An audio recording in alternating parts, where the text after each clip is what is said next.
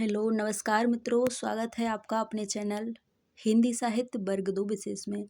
हमारे जितने भी साथी मध्य प्रदेश वर्ग 2 की तैयारी कर रहे हैं, जो भी साथी हिंदी साहित्य से परीक्षा देने वाले हैं, वो सभी हमारे इस चैनल से जुड़कर लाभ ले सकते हैं।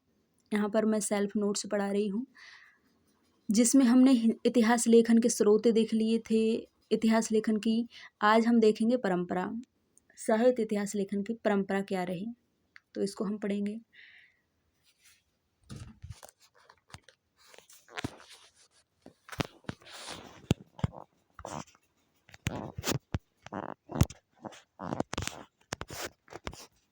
तो यहाँ से प्रश्न बनते हैं, ये नेट जीआरएफ में भी इसमें प्रश्न बनते हैं यहाँ से, और ये वर्ग 1 हो गया, वर्ग 2 हो गए, यहाँ पर इसमें भी प्रश्न बनते हैं। तो हिंदी में साहित्य इतिहास लेखन की परंपरा हम देख रहे हैं। आप सभी अपने दोस्तों को शेयर करिएगा वीडियो, हिंदी साहित्य वर्ग 2 विशेष। तो स्वागत है सभी का। चलिए हम पढ़ते हैं हिंदी में साहित्य इतिहास लेखन की परंपरा। पहला ग्रंथ है, तो सबसे पहले इतिहास लेखन की परंपरा की शुरुआत मानी जाती है गारसादा तासी से। गारसादा तासी से ये फ्रेंच विद्वान थे और इनके ग्रंथ का नाम है इस्तवार दाला लिटरेतुर एंदोये हिंदुस्तानी। और यदि इसका अर्थ भी पूछे तो ये फ्रेंच विद्वान थे, फ्रेंच भाषा में इन्होंने अपना ग्रंथ लिखा है। तो इनके जो शब्द हैं इनका अर्थ भी हम देख लेते हैं। इस्तवार यानी हिस्ट्री, लिटरेतुर यानी लिटरेचर, एंदो यानी इंदुई, और हिंदुस्तानी यानी हिंदुस्तानी, है ना। तो ये तासी जी का ग्रंथ है इस्तवार दाला लिटरेतुर एंदो ये हिंदुस्तानी, ये फ्रेंच भाषा में लिखा गया है। इसका हिंदी में अर्थ देखें तो हिंदुस्तानी एवं हिंदू साहित्य का इतिहास। हिंदुस्तानी यानी मुसलमानों द्वारा बोली जाने वाली हिंदी, उर्दू मिश्रित हिंदी। उर्दू मिश्रित हिंदी को ये लोग क्या बोलते थे? हिंदुस्तानी बोलते थे, है ना। तो मुसलमानों द्वारा बोली जाने वाली हिंदी, उर्दू मिश्रित हिंदी को हिंदुस्तानी बोला गया, और हिंदू ही बोला गया है। हिंदुओं द्वारा बोले जाने वाली हिंदी, तो जो हिंदू बोलते थे ना, उसको ये लोग हिंदू ही बोल रहे हैं, तासी जी। और हिंदुस्तानी किसको बोला है? जो मुसलमान लोग बोलते थे, जिसमें उर्दू मिश्रित रहती थी, उसको इन्होंने हिंदुस्तानी बोला है। ठीक है। तो तासी का ग्रंथ है इस्तवार दाला लिटरेतुर एंदोये हिंदुस्तानी। इसका प्रकाशन वर्ष हम देखेंगे। पहले तो ये पूछता है कि ये कितने भागों में आया, तो ये आया 2 भागों में। 2 संस्करण इसके आए हैं, प्रथम संस्करण और द्वितीय संस्करण। प्रथम संस्करण का समय है, प्रथम संस्करण जो है ये भी 2 भाग में आया था। पहला भाग आया इसका 1839 में, 1839 में। दूसरा भाग आया 1847 में, 1847 में। ठीक है। और ये जो 1847 है, इसको रामकुमार वर्मा 1846 मानते हैं, इसको भी आप लोग याद रखिएगा। ठीक है। तो प्रथम संस्करण 2 भागों में आया, 1839 और 1847। फिर हम देखते हैं द्वितीय संस्करण, ये 3 भागों में आया। प्रथम भाग आया इसका 1870 में, द्वितीय भाग भी 1870 में आया, तृतीय भाग आया 1871 में। ठीक है। तो तीनों हमको याद रखना है, 1870, 70 और 1871। ठीक है। तो ये तासी का ग्रंथ हो गया। 1839, 1847, 1870, 1870 और 1871। प्रकाशित ये कहाँ से हुआ था? प्रकाशन संस्था इसकी देखें तो the oriental translation committee Ireland से ये प्रकाशित हुआ था। तासी के ग्रंथ को प्रकाशित कहाँ से कराया गया था? तो the oriental translation committee Ireland से। विशेष कुछ तथ्य हैं इसके। फ्रेंच भाषा में रचित है ये। हिंदी साहित्य के इतिहास का प्रथम ग्रंथ है। सबसे पहले तासी जी ने प्रयास किया है, और ये वर्णानुक्रम पद्धति में रचित है। और प्रथम कवि अंगद उल्लेखित हैं। मतलब तासी ने अपने ग्रंथ में प्रथम कवि किसको माना है? ऐसे प्रश्न बन सकता है कि तासी ने अपने इतिहास ग्रंथ में प्रथम कवि किसको माना है? तो मानते हैं अंगद को, और अंतिम कवि माना है हेमंत पंत को। ठीक है। हिंदी के पहले कवि के बारे में कोई विचार नहीं किया है। मतलब प्रथम कवि माना है, बस किस भाषा का है ये नहीं बताया। मतलब हिंदी के पहले कवि के बारे में तो ताशी जी ने विचार नहीं किया है, लेकिन वैसे उन्होंने माना है प्रथम कवि अंगद को। लेकिन हिंदी का पहला कवि कौन है ये इस बारे में इन्होंने ताशी जी ने विचार नहीं किया है। काल विभाजन का प्रयास नहीं किया है इन्होंने। कुल रचनाकार देखें तो कुल कितने कवियों को लिया है? 738 कवि लिए हैं इन्होंने, और जिसमें हिंदी के कवि हैं 72। और ये प्रश्न अधिकतर पूछा जाता है कि ताशी के ग्रंथ में हिंदी के रचनाकारों की संख्या कितनी है, तो 72 है ना। बाकी बचे कितने? 666 कवि।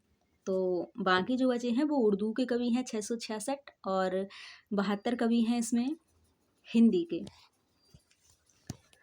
गारसदा ताशी के इस इतिहास ग्रंथ का 1848 में मौलवी करीमुद्दीन ने इसका हिंदी में अनुवाद भी किया है। नहीं, इस जो ताशी का ग्रंथ है ना, इसके अनुकरण पर लिखा था इन्होंने मौलवी करीमुद्दीन ने। मौलवी करीमुद्दीन ने YF फैलन के सहयोग से तबकात उ तज़किरा ई सुराय हिंदी के नाम से अनुवाद किया है। तो ताशी के ग्रंथ के अनुकरण पर अनुकरणात्मक ग्रंथ किसने लिखा है, इस प्रकार से यदि प्रश्न बनेगा तो 1848 में मौलवी करीमुद्दीन ने YF फैलन के सहयोग से तज़किरा ई सुराय हिंदी लिखा है। तो तज़किरा ई सुराय हिंदी किसके अनुकरण पर लिखा गया ग्रंथ है, तो ताशी के अनुकरण पर लिखा गया ग्रंथ है। किसने लिखा है, तो मौलवी करीमुद्दीन ने लिखा है YF फैलन के सहयोग से। कब आया था ये, तो ये आया था 1848 में।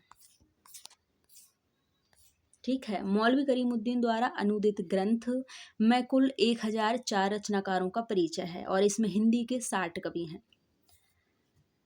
62 भी मिलता है, मैंने 62 भी पढ़ा है, तो 60 और 62 दोनों याद रखिएगा। मौलवी करीमुद्दीन के ग्रंथ में कितने रचनाकार हैं? टोटल देखें तो 1004 हैं, जिसमें हिंदी के हैं 60 या 62।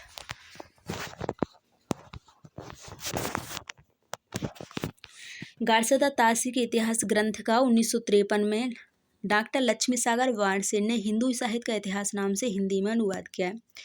तो एक तो हमने देख लिया मौलवी करीमुद्दीन का जो ताशी का अनुकरणात्मक ग्रंथ है, और ये जो अगला ग्रंथ है ये उसका अनुवाद है। ताशी के ग्रंथ का हिंदी अनुवाद है जो लक्ष्मी सागर वाणसेन ने किया है। 1952 मिलता है, 1952।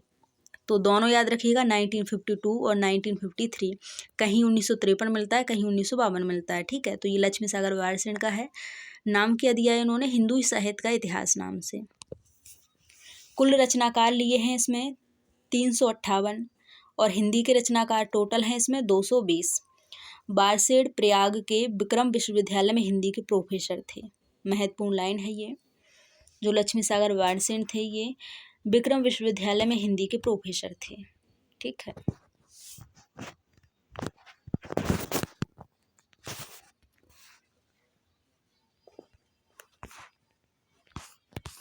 आगे देखते हैं। गारसदा ताशी द्वारा रचित इतिहास ग्रंथ को आचार्य रामचंद्र शुक्ल ने व्रत संग्रह कहा है। ये प्रश्न भी बनता है। ताशी के ग्रंथ को व्रत संग्रह कहा है। शिव सिंह सेंगर के ग्रंथ को इन्होंने बड़ा व्रत संग्रह कहा है शुक्ल ने। और जो मिश्र बंधुओं का है, मिश्र बंधु विनोद, उसको बड़ा भारी व्रत संग्रह कहा है। तो इन्होंने ये 3 कहे हैं, व्रत संग्रह, बड़ा व्रत संग्रह और बड़ा भारी व्रत संग्रह। पूछा जाता है ये प्रश्न। तो ये हो गया ताशी जी का ग्रंथ। अगला है ठाकुर शिव सिंह सेंगर जी का। ठाकुर शिव सिंह सेंगर, रचना है इनकी शिव सिंह सरोज। इसका प्रथम प्रकाशन 1878 में हुआ था, किंतु त्रुटियां रह जाने के कारण इसे 1883 ईस्वी में पुनः प्रकाशित करवाया गया। आया कब था ये? 1878 में आया था, लेकिन कुछ इसमें त्रुटियां रह गई थी, इस कारण से इसको 1883 में पुनः प्रकाशित कराया गया। तो इसका सर्वमान्य समय मिलता है शिव सिंह सरोज का 1883। ये प्रकाशित संस्था, प्रकाशन इसका कहाँ से हुआ था, प्रकाशक संस्था क्या रही है इसकी? तो नवल किशोर प्रेस लखनऊ, नवल किशोर प्रेस लखनऊ से इसको प्रकाशित कराया गया था। कुछ विशेष तथ्य देख लेते हैं। हिंदी में रचित हिंदी का प्रथम इतिहास ग्रंथ, वैसे इससे पहले भी एक लिखा गया था, महेश दत्त शुक्ल का था, वो भाषा काव्य संग्रह करके, आपने पढ़ा होगा। महेश दत्त शुक्ल का मिलता है भाषा काव्य संग्रह करके। लेकिन उसे पहला ग्रंथ माना नहीं जाता क्योंकि वो शायद हिंदी भाषा में नहीं था, वो शायद अन्य किसी भाषा में था। लेकिन थोड़े बहुत उसमें तथ्य हिंदी के मिलते होंगे, तो वैसे मिलता है हिंदी का पहला वो, लेकिन माना इसी को जाता है। तो हम शिव सिंह सरोज को ही पढ़ते हैं। हिंदी का पहला ग्रंथ शिव सिंह सरोज का शिव सिंह सेंगर हम पढ़ते हैं। ठीक है, ये लिखा गया था वर्णानुक्रम पद्धति में। कालिदास त्रिवेदी के कालिदास हजारा के आधार पर ये लिखा गया है। कुल रचनाकार हैं इसमें 1003, और भाषा देखें तो प्राकृत हिंदी और अपभ्रंश का इसमें प्रयोग हुआ है। पुष्य या पुंड को हिंदी का प्रथम कवि माना है शिव सिंह सेंगर ने, और काल विभाजन का कोई प्रयास नहीं किया गया है। शुक्ल जी ने इसे भी व्रत संग्रह कहा है। इसे व्रत संग्रह नहीं, इसे बड़ा व्रत संग्रह कहा है। इसको क्या बड़ा व्रत संग्रह कहा है। ठीक है, आगे हम देखते हैं।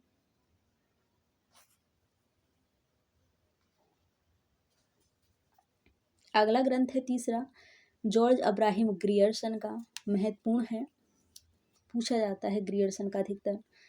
तो इनका ग्रंथ है the modern vernacular literature of Hindustan. ये the Royal Asiatic Society of Bengal की पत्रिका के विशेषांक के रूप में 1888 में तथा पुस्तकार के रूप में 1889 में प्रकाशित हुआ। तो ये पत्रिका के विशेषांक के रूप में आ गया था 1888 में, और पुस्तककार रूप में आया है ये 1889 में। तो इसका समय क्या मिलता है, 1889। ग्रियर्सन का जो ग्रंथ है the modern vernacular literature of Hindustan कब आया था, 1889 में। विशेष तथ्य इसके देखते हैं। ये अंग्रेजी भाषा में रचित है, कालानुक्रम पद्धति में लिखित है। ये 952 रचनाकारों को स्थान दिया गया है इसमें। तो ग्रियर्सन के इतिहास ग्रंथ में कितने कवियों को लिया गया है, कितने रचनाकारों को लिया गया है, तो 952, और सभी रचनाकार हिंदी के हैं। कालानुक्रम पद्धति में रचित हिंदी का प्रथम इतिहास ग्रंथ ये माना जाता है ग्रियर्सन का पहला इतिहास ग्रंथ, जिसमें केवल हिंदी के रचनाकारों को स्थान दिया गया है। तो ये महत्वपूर्ण है, इसको हम याद रखेंगे।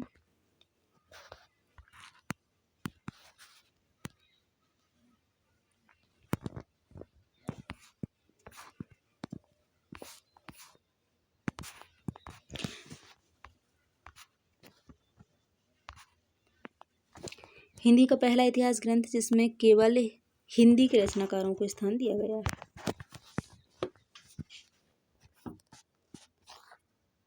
और इसमें कुल 12 अध्याय है। 12, मैंने 11 भी पढ़ा है, तो 11-12 दोनों याद रखिएगा। 11 अध्याय पढ़ा है मैंने। ग्रियर्सन का जो 11 ग्रंथ है ना, इसमें 11 अध्याय है। अब इसमें 12 दिया हुआ है नोट्स में, तो इसको आप लोग सही कर लीजिएगा। इसमें 11 मिलता है और यहाँ पे 12 दिया है, तो 11-12 दोनों याद रखना है। देखिए, फिर नाम भी दिया है। हिंदी साहित्य के विकास क्रम को 11 युगों में बांटा है। अच्छा, तो योग बता रहे हैं ये 11 और अध्याय बता रहे हैं 12। ठीक है, तो युगों का पूछे तो हम 11 बताएंगे और अध्याय का पूछे तो हम 12 बताएंगे। नाम देखिएगा कौन कौन से युग हैं। पहला है चारण काल, दूसरा जायसी की प्रेम कविता, तीसरा मुगल दरबार। पहला है चारण काल, दूसरा है 15वीं शताब्दी का धार्मिक पुनर्जागरण, तीसरा है जायसी की प्रेम कविता, चौथा है ब्रज का कृष्ण संप्रदाय, पांचवा है मुगल दरबार, छठवा है तुलसीदास, सातवा है रीति काव्य, आठवा है तुलसी के अन्य परवर्ती कवि, नवा है महारानी के शासन काल में हिंदुस्तान, 10वां है कंपनी के शासन में हिंदुस्तान, 11वां है 18वीं शताब्दी, 12वां है विविध। इसमें अध्याय के नाम दिए हैं। ठीक है, शुक्ल जी इन्हें युग न मानकर अध्यायों के नाम मात्र मानते हैं। ग्रियर्सन ने अपने इतिहास ग्रंथ के लिए निम्नलिखित रचनाओं को आधार बनाया है। तो कौन कौन सी रचनाओं को आधार बनाया है देखिएगा। ग्रियर्सन के आधार देख लीजिए। इस्तबार दाला लितरुतुर एंदो, ये हिंदुस्तानी जो तासिका है इसको आधार बनाया है। शिव सिंह सेंगर का जो शिव सिंह सरोज है, ये इसको मूल गोसाई चरित्र जो बैनी माधव दास का है, काव्य संग्रह ये जो महेश दत्त शुक्ल का है भाषा काव्य संग्रह है। और विचित्र उपदेश ये है काकछेदी तिवारी का। सुंदरी तिलक ये हरिश्चंद्र का है। और राग सागरोद्भव राग कल्पद्रुम ये कृष्णानंद व्यास का है। भक्तमाल कालिदास हजारा और श्रृंगार संग्रह सरदार कवि का। ये इतने ग्रंथों के आधार पर ग्रियर्सन ने अपना ग्रंथ जो है लिखा। नोट देखिएगा। हिंदी को अंग्रेजों द्वारा आविष्कृत भाषा माना है और भक्ति आंदोलन को ईसाइयों के देन माना है।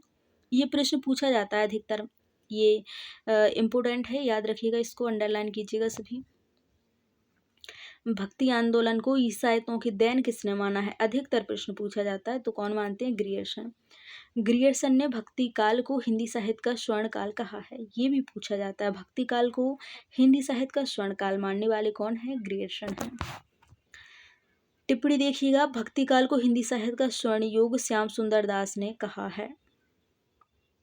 अच्छा, तो दोनों प्रश्न हमको याद रखने हैं। यदि इस प्रकार से पूछे कि भक्ति काल को हिंदी साहित्य का स्वर्ण युग किसने माना, तो हम बताएंगे श्याम सुंदर दास।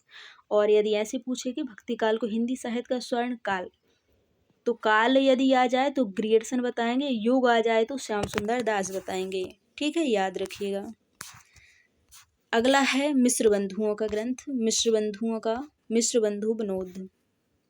पहले तो मिश्र बंधु कौन है ये हम देख लेते हैं। मिश्र बंधु कौन, तो मिश्र बंधुओं में 3 लोगों को हम पढ़ते हैं, श्याम बिहारी मिश्र, सुखदेव बिहारी मिश्र और गणेश बिहारी मिश्र।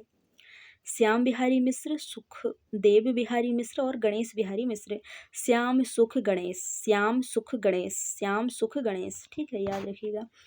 कभी कभी कन्फ्यूज करने के लिए इसमें कृष्ण बिहारी मिश्र डालता है और हम ध्यान नहीं दे पाते, तो वहाँ हमारा प्रश्न गलत हो जाता है ना। तो मिश्र बंधुओं की रचना है मिश्र बंधु विनोद। कितने भाग हैं इसके, 4 भाग हैं। 3 भागों का प्रकाशन 13 में हुआ था, चौथे भाग का प्रकाशन 34 में हुआ था। तो 3, 13, चौथा 34 है ना। 3, 13, चौथा 34 में आया था। प्रथम 3 भाग 13 में और चौथा 34 में। पद्धति है इसकी कालानुक्रम पद्धति में लिखा गया है। और कुल कवियों की संख्या पूछता है तो 4591, लगभग 5000 कवियों का परिचय मिलता है। मिश्र बंधु विनोद में कितने कवियों का परिचय मिलता है, तो 4591 कवियों का। आगे बढ़ते हैं, कुछ विशेष तथ्य हम देखते हैं मिश्र बंधु विनोद से रिलेटिव।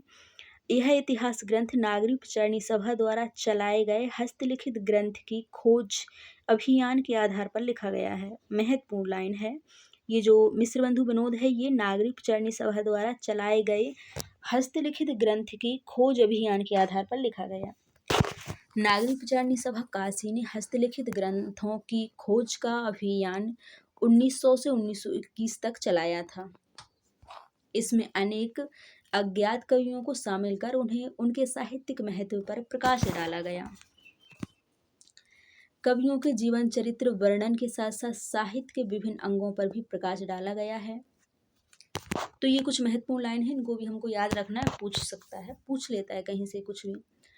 अगला पॉइंट देखिए, चौथा, तुलनात्मक दृष्टिकोण अपनाते हुए कवियों की श्रेणियां भी निर्धारित की गई हैं। रचनाकारों के 3 भागों में विभक्त किया है। तो जो मिश्र बंधुओं ने अपने ग्रंथ में रचनाकारों को 3 भागों में बांटा है, उत्तम, माध्यम और सामान्य, है ना। सामान्य, मध्यम और उत्तम। हिंदी साहित्य में इतिहास का इतिवृत्तात्मक लेखक सबसे पहले मिश्र बंधु विनोद में मिलता है।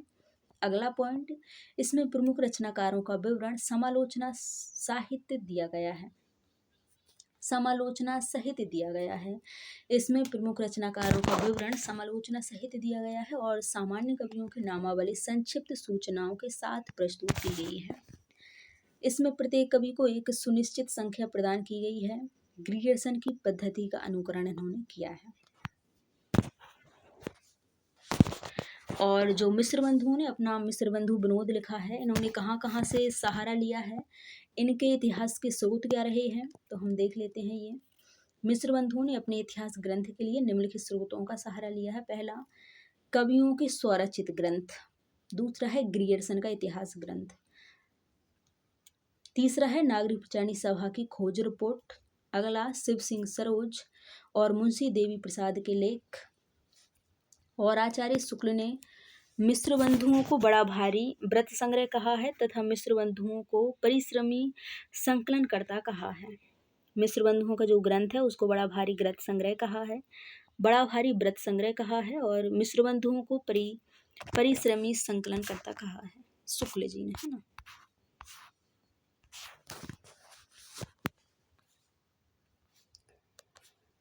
मिश्र बंधुओं द्वारा किया गया काल विभाजन देखिएगा।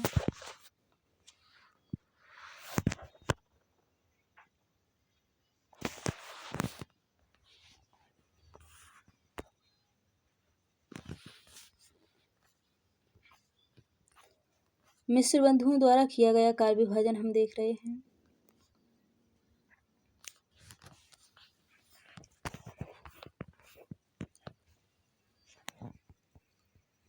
तो मिश्र बंधुओं का काल विभाजन, इसमें इन्होंने भाग इसके किए हैं 5। आरंभिक काल, माध्यमिक काल, अलंकृत काल, परिवर्तन काल और आधुनिक काल। ठीक है, आरंभिक काल, माध्यमिक काल, अलंकृत काल, परिवर्तन काल और आधुनिक काल।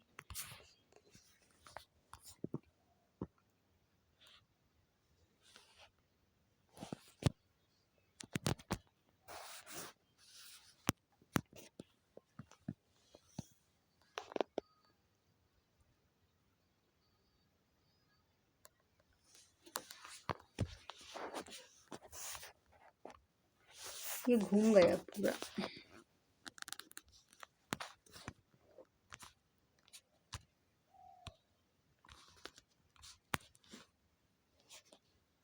ये थोड़ा बड़ा है ना, तो इसमें थोड़ी दिक्कत आ रही है करने में।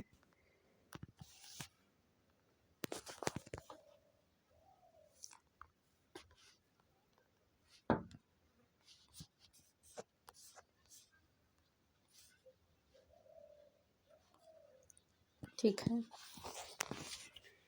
तो मिश्र बंधुओं द्वारा किया गया काल विभाजन। आरंभिक काल, इसका समय इन्होंने माना है विक्रम संवत 700 से 1444। इसके भी 2 भाग किए हैं।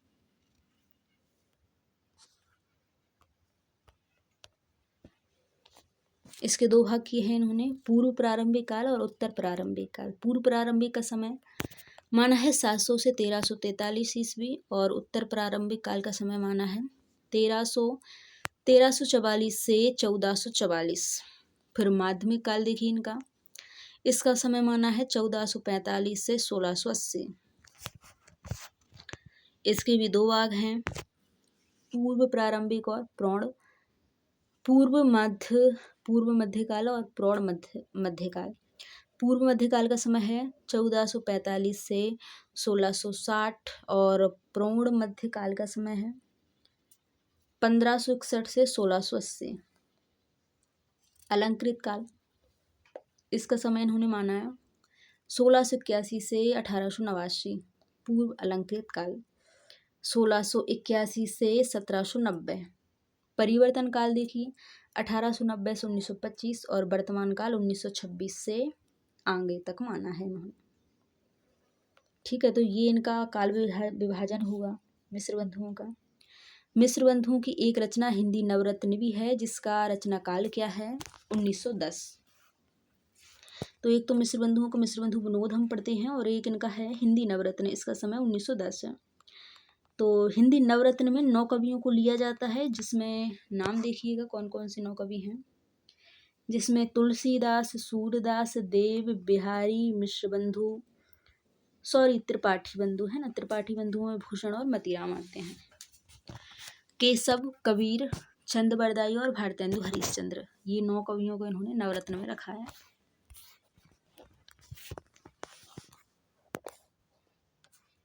ठीक है, तो ये हमने देख लिया मिश्र बंधुओं का। आगे हम देखेंगे शुक्ल जी का इतिहास ग्रंथ, तो इसको हम कल करेंगे। आप सभी लोग ऐसे ही जुड़ते रहिए। और मध्य प्रदेश वर्ग 2 की जो परीक्षा होने वाली है, MP में मध्य प्रदेश में जो वर्ग 2 की परीक्षा होने वाली है, इसमें हिंदी साहित्य से जितने भी साथी तैयारी कर रहे हैं वो जुड़कर लाभ ले सकते हैं। तो आप सभी लोग लाइक शेयर सब्सक्राइब करिएगा चैनल को। फिर मिलते हैं, तब तक के लिए सभी को धन्यवाद।